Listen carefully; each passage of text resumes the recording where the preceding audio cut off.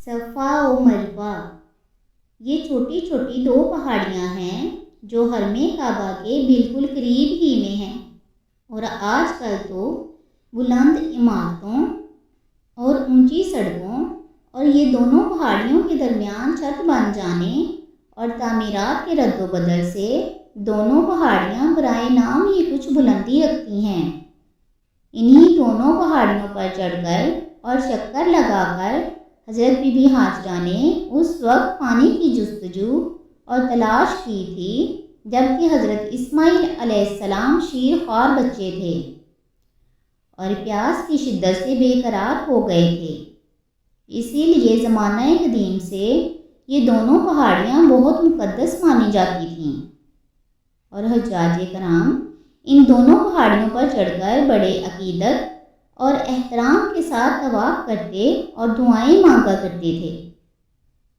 مگر زمانہ جاہلیت میں ایک مرد جس کا نام اصحاب تھا اور ایک عورت جس کا نام نائلہ تھا، ان دونوں کی بدکاری کی وجہ سے ان پر یہ قہر الہی نازل ہو گیا کہ یہ دونوں مسخ ہو کر پتھر کی مورت اور بت بن گئے۔ پھر زمانہ جاہلیت کے بت پرستوں نے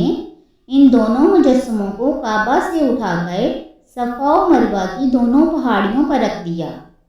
اور ان دونوں بتوں کی پوجا کرنے لگے۔ پھر جب عرب میں اسلام پھیل گیا تو مسلمان اصحاب و نائلہ دونوں بتوں کی وجہ سے ان دونوں پہاڑیوں پر جانے کو گناہ سمجھنے لگے۔ اس وقت اللہ تعالیٰ نے قرآن مجید میں یہ حکم نازل فرمایا کہ صفا و مروہ کے طواف اور ان دونوں کی زیارت میں کوئی حرج و گناہ نہیں ہے، بلکہ حج و عمرہ دونوں عبادتوں میں صفا و مروہ کا طواف ضروری ہے۔ فتح مکہ کے دن نبی کریم صلی اللہ علیہ وآلہ وسلم نے ان دونوں پہاڑیوں پر سے اصحاب و نائلہ دونوں بتوں کو توڑ پھوڑ کر نیست و نابود کر دیا اور ان دونوں پہاڑیوں کو حسب دستور پہلے کی طرح مقدس و معظم قرار دے کر ان دونوں کا طواف حج و عمرہ میں ضروری قرار دیا گیا۔ چنانچہ قرآن مجید میں ارشاد ہوا کہ ترجمہ: بے شک صفا اور مروہ اللہ کے دین کے نشانوں میں سے ہیں، تو جو اس گھر کا حج یا عمرہ کرے اس پر کچھ گناہ نہیں کہ ان دونوں کا طواف کرے، اور جو کوئی اپنی طرف سے اچھی بات کرے تو اللہ نیکی کا صلہ دینے والا اور سب کی خبر رکھنے والا ہے۔ سورہ بقرہ رکوع نمبر 19۔ درس ہدایت۔ صفا و مروہ دونوں پہاڑیوں پر حضرت ہاجرہ نے دوڑ کر پانی تلاش کیا تو ایک نبی یعنی حضرت ابراہیم علیہ السلام کی بیوی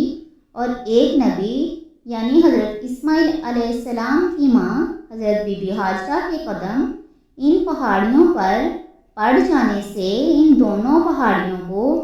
یہ عزت اور عظمت مل گئی کہ حضرت بی بی ہاجرہ کی ایک مقدس یادگار بن جانے کا ان دونوں پہاڑیوں کو اعزاز و شرف مل گیا، اور یہ دونوں پہاڑیاں حج و عمرہ کرنے کے لیے طواف و سعی کا ایک مقبول مقام بن گئیں۔ اس سے یہ ہدایت کا سبق ملتا ہے کہ اللہ والوں اور اللہ والیوں سے اگر کسی جگہ کو کوئی خاص تعلق حاصل ہو جائے تو وہ جگہ بہت معزز اور معظم بن جاتی ہے، اور ہر مسلمان کے لیے وہ جگہ قابل تعظیم و لائق احترام ہو جاتی ہے۔ ورنہ مکہ معظمہ میں بہت سی پہاڑیاں اور چھوٹے بڑے بہت سے پہاڑ ہیں، مگر صفا و مروہ کی چھوٹی چھوٹی پہاڑیوں کو جو تقدس اور عظمت حاصل ہے وہ کسی دوسرے پہاڑ کو حاصل نہیں ہے۔ اس کی وجہ اس کے سوا اور کیا ہو سکتی ہے کہ جو دونوں پہاڑیاں ایک اللہ والی ہی کی ایک مبارک جدوجہد کی یادگار ہیں۔ ان جگہوں کی تعظیم و تکریم اللہ تعالیٰ کی خوشنودی کا باعث اور ان سب مقامات کی بے ادبی اللہ تعالیٰ کے غضب کا سبب ہے۔